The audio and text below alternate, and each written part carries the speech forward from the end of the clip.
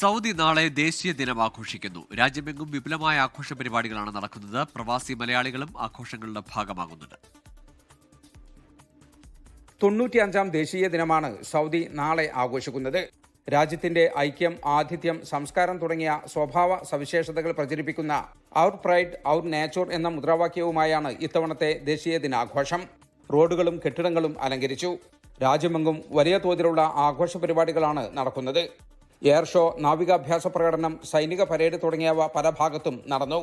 Riyadh, Jeddah, Dammam ഉൾപ്പെടെ പ്രധാനപ്പെട്ട 14 നഗരങ്ങളിൽ നാളെ രാത്രി 9 മണിക്ക് കരിമരുന്ന് പ്രയോഗമുണ്ടാകും. സൗദി ജനറൽ എന്റർടൈൻമെന്റ് അതോറിറ്റിക്ക് കീഴിൽ പ്രമുഖ കലാകാരന്മാർ അണിനിരക്കുന്ന സംഗീത പരിപാടികൾ നടക്കും. ഷോപ്പിംഗ് ഉത്സവങ്ങളും പ്രദർശനങ്ങളും ഇതിനകം പല ഭാഗത്തും ആരംഭിച്ചു. വ്യാപാര സ്ഥാപനങ്ങളും വിമാന കമ്പനികളും ട്രെയിൻ സർവീസുകളും ടെലികോം കമ്പനികളും ദേശീയ ദിന ഓഫറുകൾ പ്രഖ്യാപിച്ചിട്ടുണ്ട്. നാളെ സർക്കാർ സ്വകാര്യ മേഖലകൾക്ക് ഔദ്യോഗിക അവധിയാണ്. പഠന വിനോദയാത്രകളും രക്തദാന ക്യാമ്പുകളുമായി മലയാളി കൂട്ടായ്മകൾ ഉൾപ്പെടെ പ്രവാസികളും ദേശീയ ദിനാഘോഷങ്ങളുടെ ഭാഗമാകുന്നുണ്ട്.